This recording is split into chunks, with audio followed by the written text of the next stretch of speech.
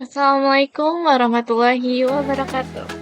Perkenalkan, nama saya Hilmiah Mufarida dengan NPM 23130 Jadi di sini saya akan mempresentasikan sebuah materi dengan menggunakan aplikasi Bandicap.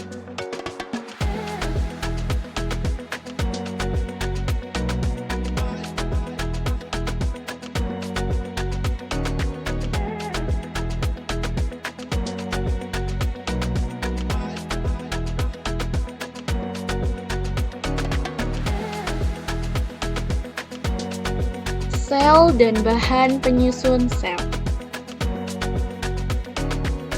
Asal-usul sel eukariotik. Eukariotik berasal dari kata Yunani eu yang artinya sejati, karyon yang artinya inti atau nukleus. Nah, sel eukariotik yaitu sel yang memiliki inti atau nukleus yang dikelilingi oleh membran. Sehingga sel ini memiliki dua membran, yaitu membran sitoplasma dan membran inti atau membran nukleus. Margulis menyusun sebuah gagasan bahwa organel tertentu dari sel eukariota telah berkembang dari sel prokariota yang kecil, kemudian mengambil alih sitoplasma inang yang berukuran lebih besar. Hipotesis ini dinamakan teori endosimbion. Karena hipotesis ini menggambarkan sebuah susunan sel tunggal yang kompleks dapat terbentuk dari dua atau lebih sel sederhana sehingga memiliki hubungan simbiosis satu dengan yang lain. Sel eukariota mempunyai ukuran dan bentuk yang berbeda tergantung jenis dan fungsinya.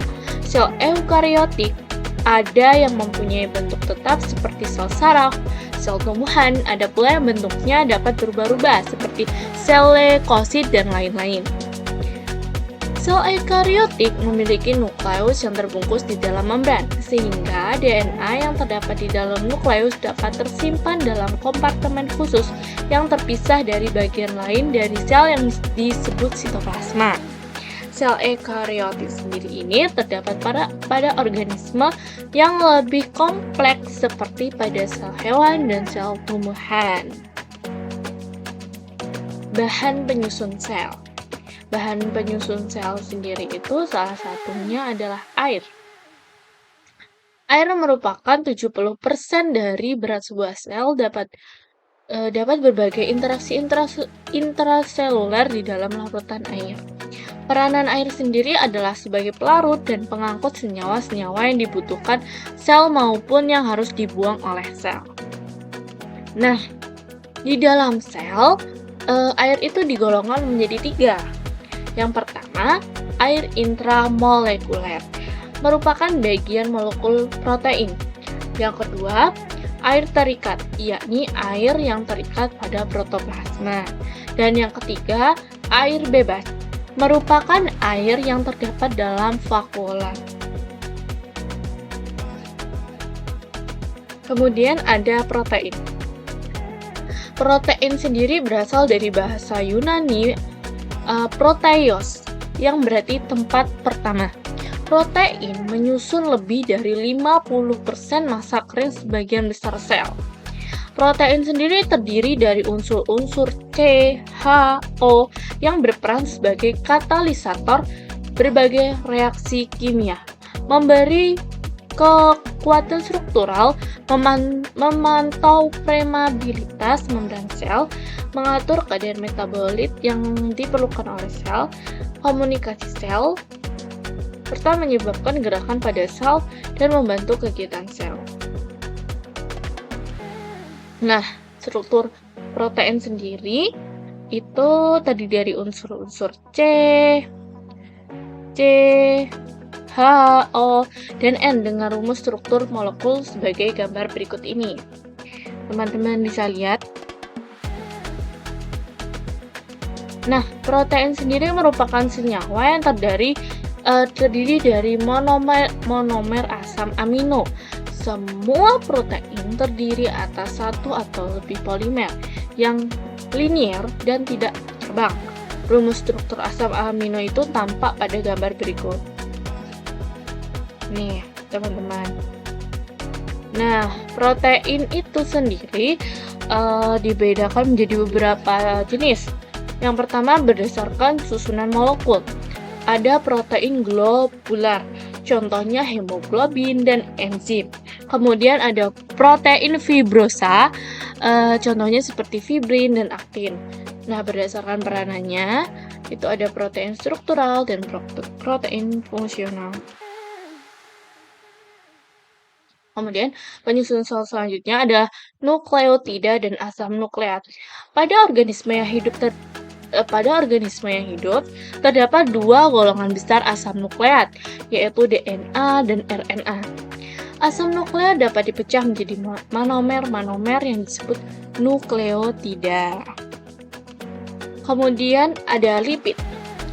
Lipid adalah senyawa besar dan bukan merupakan polimer. Senyawa yang dikelompokkan ke dalam lipid memiliki salah satu ciri penting, yaitu lipid tidak memiliki atau sedikit sekali afinitasnya terhadap air.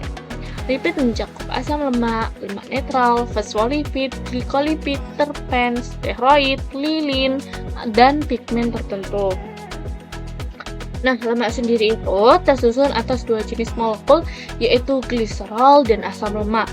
Lemak disusun atas sejenis alkohol yang memiliki 3 karbon, yang masing-masing mengandung sebuah gugur hidroksil. Asam lemak memiliki kerangka karbon yang panjang antara 16 sampai 18 atom karbon. Asam lemak berperan penting sebagai penyusun selaput plasma. Asam lemak tersimpan sebagai energi cadangan berupa lemak dan minyak melalui ikatan ester dengan gliserol membentuk triasil gliserol. Nah, kemudian asam lemak itu memiliki dua daerah. Yang pertama, rantai hidrokarbon itu bersifat hidrofobik, tidak larut dalam air dan kurang reaktif. Dan yang kedua, gugus asam karboksilat dapat berbentuk ion di dalam larutan, terlarut dalam air, mudah bereaksi membentuk ester. Kemudian ada sakarida. Sakarida tersusun oleh monosakarida. Beberapa monosakarida itu akan membentuk polisakarida. Beberapa molekul monosakarida mengandung sulfur atau nitrogen. Kemudian 2 molekul monosakarida disebut disakarida, 3 molekul monosakarida disebut trisakarida. Beberapa oligosakarida itu membentuk polisakarida atau disebut juga karbohidrat. Polisakarida digolongkan menjadi 2 golongan, yaitu polisakarida struktural dan nutrien. Polisakarida struktural itu berperan dalam membentuk dinding sel, sedangkan polisakarida nutrien berperan dalam metabolisme, misalnya amilum dan glikogen. Masih dalam ruang lingkup sakarida, glukosa memiliki gugus hidroksil terikat pada setiap karbon kecuali satu gugus yang berikatan ganda dengan oksigen untuk membentuk gugus karbonil, sehingga glukosa disebut sebagai aldosa dan sebagai ketosa. Glukosa yang memiliki 6 karbon disebut heksosa, 3 karbon disebut triosa, dan 5 karbon disebut pentosa. Kemudian ada senyawa organik. Senyawa organik di dalam sel itu berperan sebagai kofaktor pada pada reaksi enzimatis dan sebagai penyusun bahan sel. Kofaktor merupakan komponen protein membantu aktivitas katalik enzim. Senyawa anorganik yang berperan sebagai kofaktor diantaranya logam, atom seng, besi, dan tembaga. Kemudian penyusun sel dapat ditemukan pada hemoglobin sel darah merah yang memiliki unsur zat besi Fe pada bagian pusat cincin dan klorofil dengan magnesium pada pusat cincin. Baik, mungkin itu saja materi yang bisa saya sampaikan mengenai sel dan penyusun sel. Saya ucapkan terima kasih. Kurang lebihnya saya mohon maaf. Saya akhiri. Assalamualaikum warahmatullahi wabarakatuh.